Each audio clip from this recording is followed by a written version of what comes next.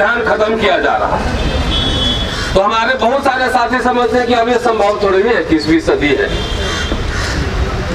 तो भाई साहब, पहली बात ये समझ लीजिए कि भारत में संविधान खत्म करने की घोषणा कभी नहीं होगी, कभी नहीं होगी संविधान खत्म करने की घोषणा। और जब इस देश का शासक संविधान के सामने बार बार अगर सर नवाए, बार बार सर झुकाए, तो समझ लेना कि संविधान खतरे में है। यहां खत्म नहीं होगा, ये अफगानिस्तान नहीं है।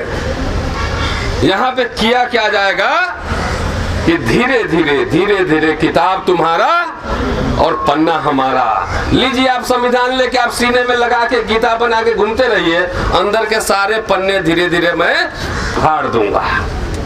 ये बेसिक बात है, इस खेल को समझने की जरूरत है।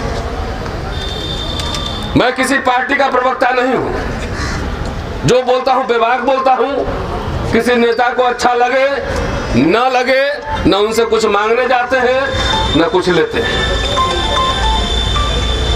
कि भाई कांग्रेस में और अंबेडकर में, डॉक्टर अंबेडकर में, गांधी में और अंबेडकर में चाहे जितने भी डिफरेंसेस रहे हों, अंतर विरोध रहे हों, एक बात समान थी। वो थी कि भारत को एक आधुनिक सशक्त राष्ट्र बनाना है। व्यक्तिगत स्वतंत्रता मिलनी चाहिए। अंबेडकर नामा में यूट्यूब चैनल चला रहा हूं, जाकर उस पर देखिए। एक एक पन्ने के साथ मैं बात रख रहा हूं कि डॉक्टर अंबेडकर क्या क्या कह रहे थे। 150 वीडियो डाल चुका हूं कोरोना काल में। ये उनमें सहमति थी कि भारत को एक सशक्त राष्ट्र बनाना है। तो उनका जो दर्शन है गवर्नेंस का, आपका जो डेमोक्रेसी है, भारत में डेमोक्रेसी कभी नहीं रही है। सब यूरोप और अमेरिका से, वहां से वो आइडियाज यहां पे आए हैं। तो उनका जो दर्शन था डॉक्टर अंबेडकर का, वो बौद्ध धर्म से, बुद्धा से आ रहा था, फ्रांस की क्रांति से आ रहा था, कोलंबिया यूनिवर्सिटी से आ रहा था। और गांधी और जवाहरलाल नेहरू जैसे नेताओं का दर्शन इंग्लैंड के लिबरलिज्म से, उदारवाद से, लोकशाही से, वहां के ग्लोरियस रेवोल्यूशन से आ रहा था। यहां लोकशाही स्थापित हो और धीरे धीरे एक सशक्त राष्ट्र बने। तो हर पार्टी का एक फिलॉसफी होता है। आप कांग्रेस के एजेंडा में या कॉन्स्टिट्यूशन में उठाकर देखेंगे तो उसका कंटेंट जो है वो मॉडर्निज्म पे, आधुनिक भारत बनाने पर, जहां पे व्यक्ति की निजी स्वतंत्रता, खाने की स्वतंत्रता, कपड़ा पहनने की स्वतंत्रता, बोलने की आजादी, शादी ब्याह करने की आजादी, सबको इंश्योर किया गया है। अब जरा पूछिए कि आरएसएस और बीजेपी का दर्शन कहां से आ रहा है। आप में से सब पढ़े लिखे लोग हैं, उनसे पूछिए कि उनका दर्शन फ्रांस, इंग्लैंड, अमेरिका के लिबरलिज्म से आ रहा है। तो नहीं, उनका दर्शन आ रहा है मनुस्मृति से। और मनुस्मृति के हिसाब से क्या है? तो जादव जी है तो दूध भैंस पालेंगे, दलित है तो जूता बनाएगा। उनका दर्शन यही है ना, वर्ण व्यवस्था लावा। धीरे धीरे हो रहा है। आज पुलिस वाले भाई लोगों ने हम लोग को रोक लिया, चारों तरफ बैरिकेड किया हुआ है। तो भाई लोग सुन लेना, अगली बारी आपकी है पुलिस भी प्राइवेटाइज होने रहा है। बिल्कुल तैयारी है। पुलिस भी हो रहा है प्राइवेटाइज। जब अंबानी जो है राफेल डील कर सकता है, जिसको सेना और इसकी कोई एक्सपर्टीज नहीं है, तो इस देश में कुछ भी संभव है। अगली बारी आपकी ही है।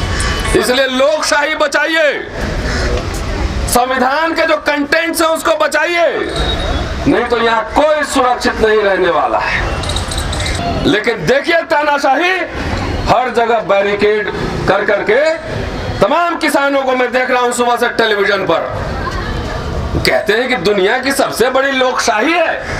अरे डरपोक हो तुम, कहते हैं दुनिया की सबसे बड़ी पार्टी है।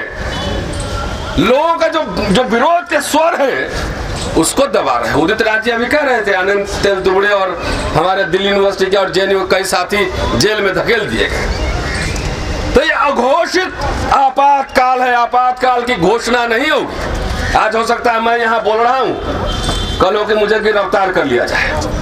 तो खैर इसकी चिंता नहीं है बाबा साहब के और संविधान के सिपाही, इसकी चिंता हमें नहीं। अब सोचिए कैसे संविधान, देखिए जो निजीकरण है, निजीकरण संविधान के ऊपर बहुत बड़ा हमला है।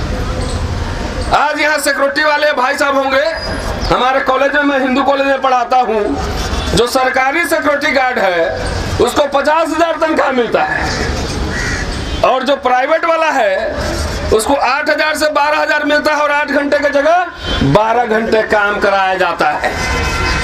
बाबा साहब अम्बेडकर ने लड़ के 8 घंटा किया था वर्किंग आवर, काम की अवधि, और फिर यह सरकार ये 12 घंटे पर लेके जा रही। साथियों, निजीकरण कहते हैं, अभी सुधांशु कह रहे थे कि घाटे में चल रही है। तो भाई एक बात बताइए, जब कसाई बकरा खरीदने जाता है तो कमजोर दुबला पतला बकरा खरीदता है कि चर्बी वाला मोटा बकरा खरीदता है? ताजा मोटा ताजा, उसको उससे प्रॉफिट कमाना है। तो ये जो रेल और जहाज जो प्राइवेट कंपनी खरीद रही है, वो पतला बकरा खरीदेगी कि मोटा बकरा खरीदेगी? अगर घाटे में है तो ये प्राइवेट कंपनी क्यों खरीद रही है? तो ये सरकार असली में अडानी अंबानी जैसे पूंजीपतियों की सरकार है। आवाज बुलंद कीजिए, जात जात मत खेलिए, जमात में जाइए। नहीं तो जब मुर्गा खरीदने जाते हैं तो एक मुर्गा कटता है, दूसरा दाना चुगता है कि मेरी बारी अभी नहीं आएगी, पता चलता अगले बार उसी को पकड़ लिया।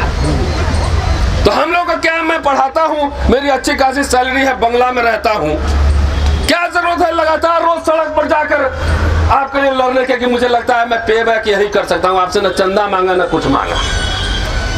कोरोना पीरियड में लगा कि अब कुछ कहीं नहीं जा पाएंगे, तो मैं सोचा कि अपने लोगों को कैसे जगाऊं, तो YouTube चैनल खोला, अम्बेडकर नामा लाल की क्लास। आप लोग देखते भी नहीं होंगे। हमारा इसलिए खोला कि अम्बेडकर साहब को पढ़ पढ़ के पेज नंबर के हिसाब से आपको 10-10 मिनट का वीडियो दूं कि अगर पढ़ नहीं सकते हैं, काम में बिजी हैं, तो मोबाइल कान में ऐसे लगाइए, क्या बोलते हैं उसको, माइक्रोफोन, लीड लगाइए, सुनिए, कम से कम भजिए नहीं। बाबा साहब बार बार मैं कोट करूंगा, कल के तारीख में 25 नवंबर को बाबा साहब ने संविधान पार्लियामेंट के अंदर संविधान सौंपने वक्त क्या कहा था, पहले जानिए। 3 बातें मैं कहना चाहूंगा, सिर्फ 3 बातें वो कहूंगा, आपको समझना होगा। 25 नवंबर 1949 तारीख नोट कर लीजिए। उन्होंने कहा था कि कोई भी संविधान अच्छा या बुरा नहीं होता, संविधान लागू करने वाले लोगों के प्रवृत्ति पे निर्भर करता है। अगर संविधान अच्छा हो और लागू करने वाले शासक खराब लोग हो तो संविधान खराब साबित होगा। अगर संविधान खराब हो और लागू करने वाले लोग अच्छे हो तो संविधान अच्छा होगा। ये आपको तय करना है कि आज देश का संविधान और देश जिनके हाथों में है वो लोग अच्छे हैं या खराब है, आपको तय करना। दूसरी बात उन्होंने कहा था कि कितना से बड़ा नेता, बराबर व्यक्ति पूजा के खिलाफ डॉक्टर अंबेडकर लिखते हैं, जाके देखिए अंबेडकर नामा, कि कितना भी बड़ा से बड़ा व्यक्ति क्यों न हो, उनको श्रद्धा सुमन जरूर अर्पित कीजिए, लेकिन उसको खुदा नहीं मानिए। उनको जो है भक्ति मत कीजिए, सवाल खड़े कीजिए, क्योंकि जैसे आप भक्ति करेंगे और सवाल नहीं उठाएंगे, वो नेता जाकर आपको बेच देगा। बहुजन समाज के साथ लगातार यही बात हो रही है। तीसरा सवाल जो उन्होंने उठाया था, कहा था कि आज हम द्वंद्व के युग में प्रवेश कर रहे हैं। राजनीतिक समानता तो है, एक वोट, वो भी अब खत्म हो गया, ईवीएम के माध्यम से लुट गया वो। ये बूथ कैप्चरिंग है, ईवीएम, ये साहब लोग का बूथ कैप्चरिंग है कि राजनीतिक समानता के युग में जा रहे हैं, लेकिन ये घोर सामाजिक और आर्थिक व्यवस्था पर आधारित है। अगर जल्दी से जल्दी इस असमानता को, सामाजिक और आर्थिक असमानता को दूर नहीं किया गया तो इससे पीड़ित जनता इस संसद में सुरंग लगा देगी। लगता है कि बाबा साहब दूरदर्शी थे, वो समय आ गया है, देशव्यापी आंदोलन आपको करना पड़ेगा, अपने लिए नहीं, अपने आने वाली पीढ़ी के लिए नहीं तो पीढ़ी आप कोसेगी कि आपको आजादी मिली थी और आपने उनको गुलामी दी। कोसेगी वो पीढ़ियां। मैं ये मानता हूं कि अभी जो सरकार है वो सरकार ईमानदार सरकार है। उसको मनुस्मृति लागू करना है, देश के सारे संसाधन बेचना है। जवाहरलाल नेहरू और डॉक्टर अम्बेडकर ने संस्थान बनाए थे, IIT बनाया था, डैम बनाया था, मेडिकल कॉलेज यूनिवर्सिटी बनाया था, रेल पोस्टल सब खोला, और ये बेच रही है। ईमानदार सरकार है। लेकिन मैं सवाल पूछना चाहता हूं आज संविधान दिवस के अवसर पे अपने नेताओं से, मैं सारे पार्टी से जो अपोजिशन में है, चाहे कांग्रेस हो, चाहे सपा हो, चाहे बसपा हो, चाहे वामपंथ, सब पार्टी से, कि आपको निजीकरण पे आपकी क्या राय है, सांप्रदायिकता पे आपकी क्या राय, ऑल्टरनेटिव एजेंडा है कि नहीं है आपके पास? अगर ऑल्टरनेटिव एजेंडा है तो मंच पे आइए और चलते हैं, पूरे भारत को फिर बंद किया जाएगा। आइए, ये सवाल है। अपने नेताओं को कुरे दो। अरे हमें कोई टिकट नहीं चाहिए, हमें वाइस चांसलर नहीं बनना है, हमें नहीं बनना है, लेकिन अपने नेताओं की गुलामी नहीं करो, उनसे सवाल पूछो। हमें UGC का चेयरमैन नहीं बनना है। ये बात साथियों समझना पड़ेगा। होता ये है कि हम जो है 5 साल 7 साल हम लोग सड़क पर लड़ते हैं, हमारे जैसे हजारों एक्टिविस्ट, और नेता समझता है कि समाज को जगाने का ठेका तो हमारे जैसे लोगों का है, ये लोग जगाएगा और हम लोग चुपके से जाएंगे और सब वोट ले लेंगे, हम CM बन जाएंगे, हम PM बन जाएंगे। ये गलतफहमी मत पालो नेताओं। कबूतर अगर रेत में अपनी आंखें छुपा ले और सोचे कि बिल्ली नहीं खाएगी, तो ये प्रॉब्लम बिल्ली का नहीं है, कबूतर का है। आपको ये समझना पड़ेगा कि अभी रिजीम कौन सा है। पुष्पमित्र सुंग के बाद पहली बार ये रिजीम आया है, समझिए आप खेल। सारे संस्थान नष्ट कर दिए जाएंगे।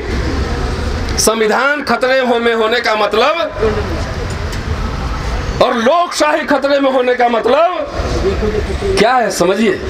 जब संवैधानिक संस्थाएं पॉलिटिकल पार्टी के ऑफिस के रूप में काम करने लगे, उनका एजेंडा जो है लागू करने लगे, तो समझिए कि लोकशाही और संविधान खतरे में। आज देख लीजिए इलेक्शन कमीशन, कोर्ट को देखिए, सारे जो सरकार काम नहीं कर सकती है, वोट लेती है सबका, और जो नहीं कर सकती है सुप्रीम कोर्ट के थ्रू करवा लेती है।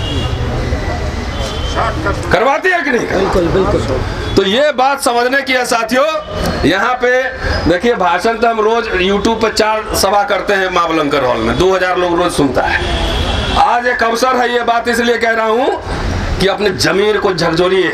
आपसे कम तनख्वाह हमको नहीं मिलती है, लेकिन जान और नौकरी दांव पे लगा के समाज के लिए पे बैक टू द सोसाइटी हमारे तरफ से ये देखा जाएगा जो होगा। शुक्रिया साथी, जय हिंद।